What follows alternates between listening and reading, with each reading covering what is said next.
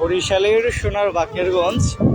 আসলে আমরা চিরকৃতজ্ঞতা জানাচ্ছি যে এত সুন্দর একটি জায়গা দিয়ে আমাদের হেঁটে যাইতে পেরেছি। আলহামদুলিল্লাহ, আমরা নদীর ভিতর থেকে হেঁটে যাচ্ছি। আপনারা দেখতে পাচ্ছেন যে নদীর ভিতর থেকে আমরা হেঁটে যাচ্ছি, এটা হচ্ছে আমাদের গর্বের বিষয়। আর বাকেরগঞ্জে অনেক উন্নয়ন হয়েছে, যেটা আসলেই চিরকৃতজ্ঞতা এদের প্রতি।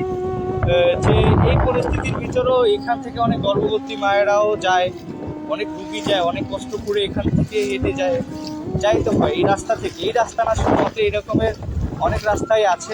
যত সুন্দর কাজ হয়েছে যে আসলে বাকেরগঞ্জের মানুষ আমরা গর্ববোধ করি, এই রাস্তাঘাট আছে এত সুন্দর সুন্দর। আসলে আমরা চিরকৃতজ্ঞ এদের প্রতি যে এত সুন্দর রাস্তা, এই সুন্দর করে সুন্দর সুন্দর প্যান্ট পরে হেঁটে যাচ্ছি। আলহামদুলিল্লাহ, কোমর পর্যন্ত ভিজে গেছে, বেশি ভিজে নেই। আর এত সুন্দর পরিবেশ, নদীর চেয়েও সুন্দর জায়গা আছে আমাদের বাকেরগঞ্জে, এটা আসলে চিরকৃতজ্ঞতা। তো প্রশাসন এবং এমপি মহোদয়ের দৃষ্টি আকর্ষণ করছি, উপজেলা নির্বাহী কর্মকর্তার দৃষ্টি আকর্ষণ করছি।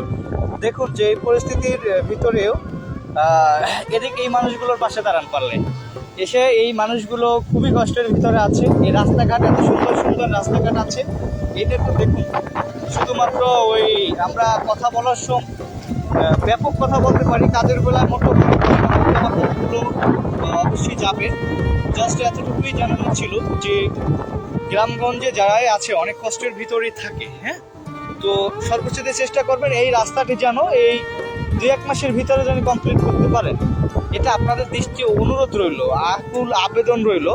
যারা প্রশাসনের দায়িত্বে আছেন, উপজেলা চেয়ারম্যান, এমপি মহোদয় এবং ইউনিয়ন চেয়ারম্যান, আপনাদের দৃষ্টি আকর্ষণ করছে এই এত সুন্দর সুন্দর রাস্তা একটু কষ্ট করে ঠিক করেন।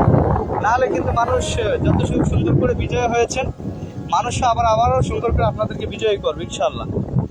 আপনাদের দৃষ্টি আকর্ষণ করছে, এই জিনিসটাই বলছি।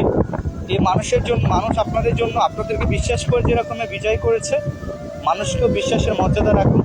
এই রাস্তাঘাটগুলোকে একটু কমপ্লিট করুন এবং উঁচু করে একটু এই মানুষগুলো কিন্তু অন্তপক্ষে আপনাদের কাছে খাবারও চায় না, হাঁটার একটু জায়গাটা, স্থানটা পরিপূর্ণ করুন। ধন্যবাদ জানাচ্ছি বাকেরগঞ্জের আমাদের সহযোদ্ধা যারা আছেন, সবাইকে অসংখ্য ধন্যবাদ জানাচ্ছি। আমি আশা করি যে এই কাজটা সম্পূর্ণ হবে, আমার একটা আত্মবিশ্বাস আছে। এমপি মহোদয় দৃষ্টি আকর্ষণ করছে আবারও, আমি কাজটা যেন যত তাড়াতাড়ি সম্ভব সম্পূর্ণ হয়ে যায়।